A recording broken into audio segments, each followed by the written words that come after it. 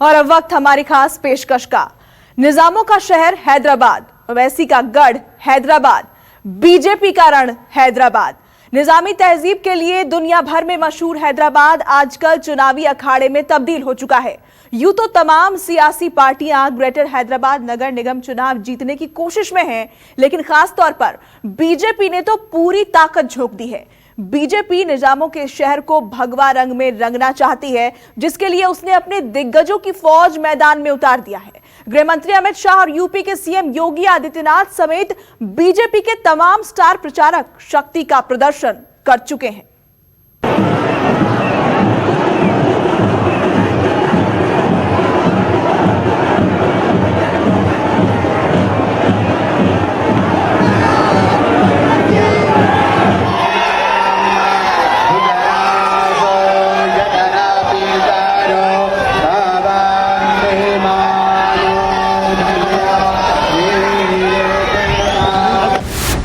अब की बार निजामों का शहर हैदराबाद में किसकी लहर? हैदराबाद को नवाब निजाम कल्चर से मुक्त होकर एक मिनी इंडिया बने ऐसा शहर बनाने की दिशा में आगे बढ़ेंगे। शाह का शंखनाद, कौन जीतेगा हैदराबाद? और ये एक बार लिख कर मुझे दे दे, बांग्लादेशी और रोहिंग्या को निकालना है, बाद में मैं करता हूँ। बीजेपी का जोश आई, अब क्या करेंगे ओवैसी भाई? इस शहर का नाम तो छोड़ो, हम तुम्हारा नाम तब्दील कर देंगे इंशाअल्लाह। हैदराबाद वर्सेस भाग्यनगर, छोटा चुनाव, बड़ा प्रचार। लोग मुझसे पूछ रहे थे क्या हैदराबाद भाग्यनगर हो सकता है? मैंने कहा क्यों नहीं। ये तस्वीरें ओवैसी को ललकारने की हैं।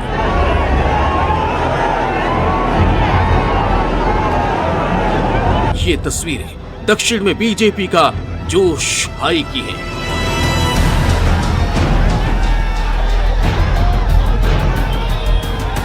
ये तस्वीरें हैदराबाद चुनावी दंगल की हैं।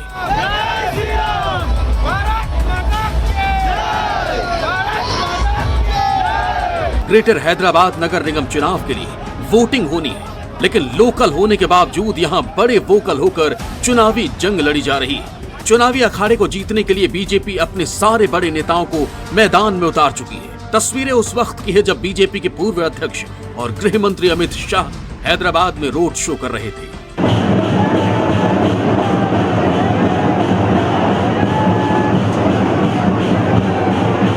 जिस वक्त अमित शाह रोड शो कर रहे थे, उस वक्त यहां का पूरा माहौल भगवा हो चुका था। भारत माता की जय के नारे लग रहे थे।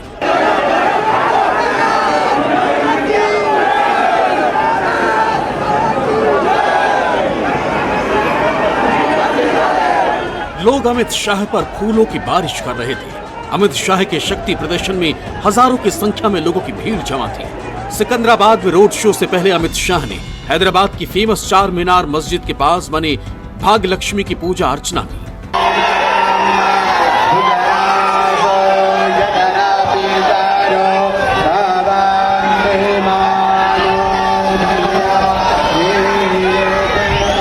हैदराबाद को नवाब निजाम कल्चर से मुक्त होकर एक मिनी इंडिया बने ऐसा शहर बनाने की दिशा में आगे बढ़ेंगे।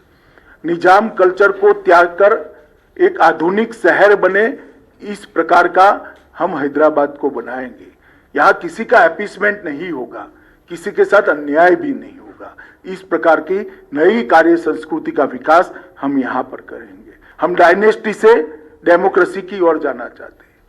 चाहे ओवैसी साहब की पार्टी हो, चाहे टीआरएस की पार्टी हो, हमें तो बहुत सवाल करती हैं, मगर मैं पूछना चाहता हूं कि इतने बड़े तेलंगाना में आपके परिवार के अलावे आपको कोई नहीं मिलता है जी? अब सवाल ये है कि बीजेपी ने एक स्थानीय लेवल के चुनाव में अपनी पूरी ताकत क्यों लगा दी है? पहले बीजेपी अध्यक्ष जेपी नड्डा, यूपी के मुख्यमंत्री योगी आदित्यनाथ, केंद्रीय मंत्री स्मृति ईरानी जैसे दिग्गज नेता यहां आकर ओवैसी को चुनौती दे चुके हैं। पहले लोकसभा चुनाव, फिर बिहार विधानसभा में जीत के बाद बीजेपी के हौसले बम बम हैं और इसलिए बीजेपी दक्षिण में अपनी पूरी ताकत झोंक देना चाहती है। इसके पीछे बीजेपी का मकसद एक है, MIM को अपने गढ़ में कमजोर करना, यानी असदुद्दीन ओवैसी को उन्हीं के गढ़ में कमजोर करना तेलंगाना इसलिए भी महत्वपूर्ण है क्योंकि बीजेपी इसके जरिए दक्षिण में अपने लिए आगे की राह तलाश करना चाहती है, क्योंकि बीजेपी को लगता है कि कर्नाटक के बाद अगर दक्षिण में किसी राज्य में बीजेपी खुद को मजबूती के साथ स्थापित कर सकती है तो वो राज्य है तेलंगाना।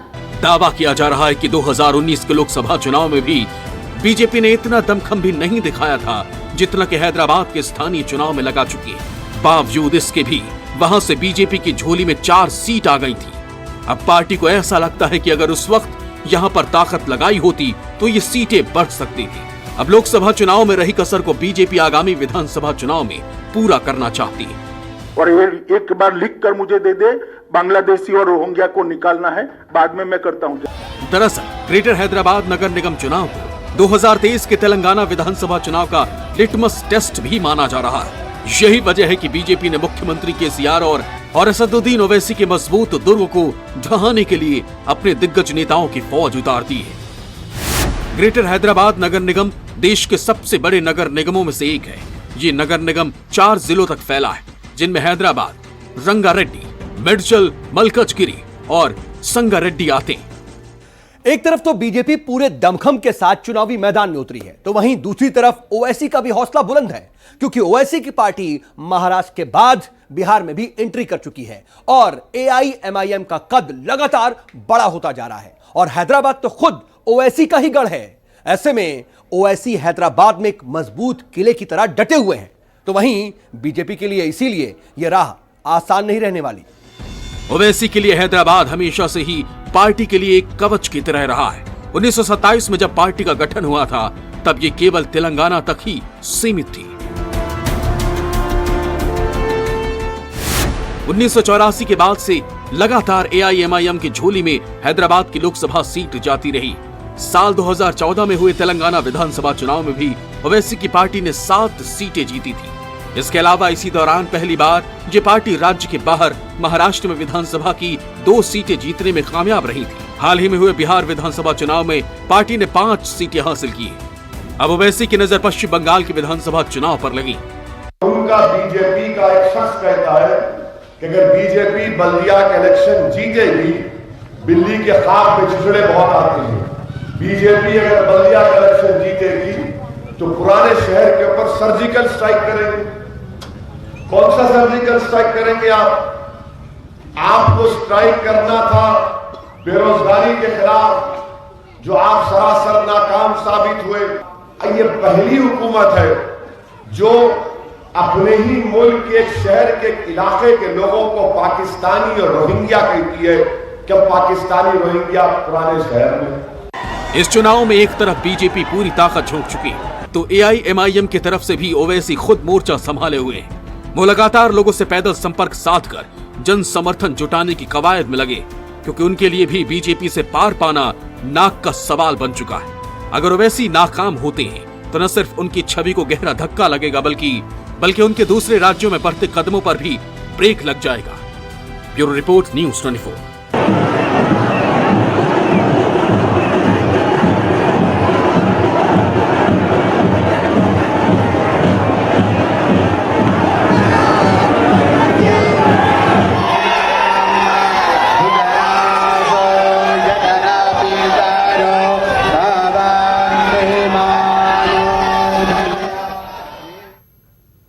तो आपने देखा किस तरह से हैदराबाद नगर निगम चुनाव में बीजेपी ने पूरी ताकत लगा दी है। तो सवाल यह है कि आखिर बीजेपी के लिए यह हैदराबाद नगर निगम चुनाव जीतना इतना जरूरी क्यों है? बीजेपी ने दिग्गजों को चुनाव प्रचार में क्यों उतारा था? तो ये हम आपको बताते हैं। दरअसल 2017 में अमित शाह ने पार्टी को पंचायत से पार्लियामेंट ले जाने का लक्ष्य रखा था, जिसको हासिल करने की कोशिश की जा रही है। बीजेपी यहां अपना सियासी आधार मजबूत करने में जुटी हुई है। कहा जाता है कि यहां पर जीत से तेलंगाना विधानसभा चुनाव में भी फायदा होता है, क्योंकि नगर निगम क्षेत्र में 24 विधानसभा सीटें आती हैं, जबकि लोकसभा की सभी 5 सीटें इसी की हद में हैं। हैदराबाद नगर निगम का सालाना बजट करीब 5,500 करोड़ का है। तो ये वो तमाम वजह हैं जिसकी वजह से बीजेपी इस चुनाव को जीतना चाहती है। हैदराबाद नगर निगम चुनाव के बहाने बीजेपी की नजर तेलंगाना विधानसभा चुनाव पर लगी है, लेकिन ओवैसी को हराए बिना यह संभव नहीं है। इसलिए बीजेपी ओवैसी को उनके ही गढ़ में मात देने की रणनीति बना चुकी है, जिसके तहत बीजेपी भाग्यनगर के भरोसे अपना भाग्य आजमा रही है। शायद यही वजह है कि बीजेपी ने हैदराबाद का नाम भाग्यनगर रखने की बात भी चुनावी फिजाओं में उछाल दी है।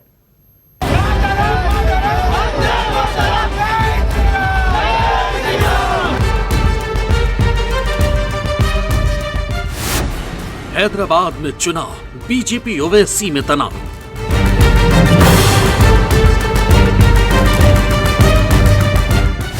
किस ओर चुनावी लहर, टेंशन में ओवैसी ब्रदर्स।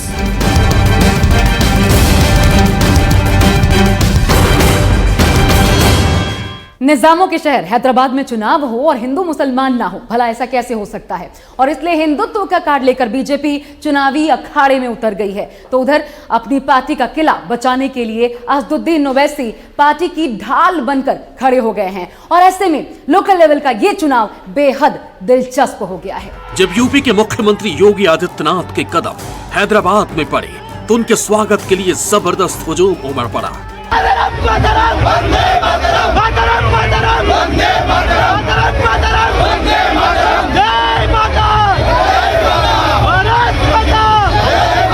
रोड शो में फूलों की बरसात होने लगी। हरे रंग में रंगने वाला निजामों का शहर भगवा रंग में रंग गया।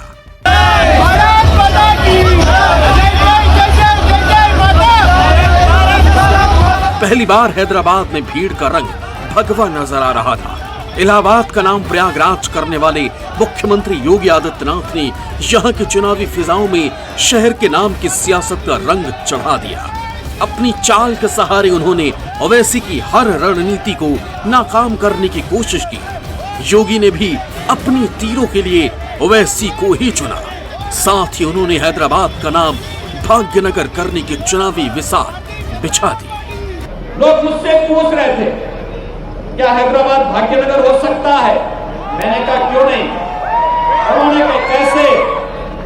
हमने कहा देखिए, उत्तर प्रदेश में भारतीय जनता पार्टी की सरकार आई, हमने फैजाबाद को अयोध्या कर दिया। शख्स जिस शहर को निस्बत हैदर कर्रार से है, उस शहर के नाम को तब्दील करने की बात कर रहा है। इंशाअल्लाह ताला उनकी नस्लें खत्म हो जाएंगी, नाम तब्दील नहीं होगा इंशाअल्लाह ताला। मगर जब कोई ये कह रहा है तो इसका हमको नोट लेना है। हैदराबाद में यूपी के मुख्यमंत्री शहर का नाम बदलने की बात करें और ओवैसी भाइयों के दिमाग का तापमान ना बढ़े, ऐसा हो ही नहीं सकता।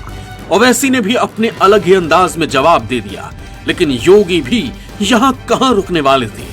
हिंदुत्व का कार्ड खेलने वाली योगी आदित्यनाथ ने यहाँ भी जिन्ना पाकिस्तान का मुद्दा चुनावी बयार में उछाल दिया। हिंदुस्तान में रहेंगे, हिंदुस्तान का खाएंगे, लेकिन जब संविधान की शपथ हिंदुस्तान के नाम पे लेने की बात आएगी तो हिंदुस्तान नाम बोलने में संकोच करेंगे। ये MIM की असलियत को बताने का कार्य करता है। बल्दिया का इलेक्शन आया तो सर्जिकल स्ट्राइक की बात। ये पहली हुकूमत है जो अपने ही मुल्क के एक शहर के इलाके के लोगों को पाकिस्तानी और रोहिंग्या कहती है। क्या पाकिस्तानी रोहिंग्या पुराने शहर में? यानी हैदराबाद के स्थानीय चुनाव में भी नेशनल चुनाव की तरह ही हर मुद्दों पर निशाने साधे जा रहे हैं। जुबानी जंग हो रही है। चुनाव में जहां बीजेपी, AIMIM और TRS तो दिखाई दे रही है, लेकिन यहां भी कांग्रेस कहीं नजर नहीं आ रही, क्योंकि आंध्र प्रदेश और तेलंगाना में कांग्रेस हाशिए पर है और तेलुगु देशम पार्टी को भी लोग पसंद नहीं करते। TDP को तेलंगाना के गठन का विरोध करना भी भारी पड़ रहा है। ऐसे में साफ है कि बीजेपी की सीधी टक्कर AIMIM से है। बीजेपी इस चुनाव में यह संदेश देने की कोशिश कर रही है कि जिस तरह AIMIM अलग अलग राज्यों में अपने पैर पसार रही है, वो देश के लिए ठीक नहीं है। इसीलिए उसे रोकना जरूरी है और इसीलिए ओवैसी को हैदराबाद में हराने के लिए वो जनता से बीजेपी के पक्ष में वोट देने की अपील कर रही है। और अगर बीजेपी हैदराबाद का वोट अपने पक्ष में लाने में कामयाब हो जाती है तो इसका सीधा फायदा उसे अगले विधानसभा चुनाव में जरूर मिलेगा। हालांकि बीजेपी का दावा है कि उसका मॉडल विकासवाद का है, इसलिए वो लोकल चुनाव को भी नेशनल लेवल पर लड़ती है। यानी इस बार ग्रेटर हैदराबाद नगर निगम चुनाव हैदराबाद शहर के विकास के साथ साथ तेलंगाना में बीजेपी के विकास की दिशा भी तय करेगा। Bureau report, news 24।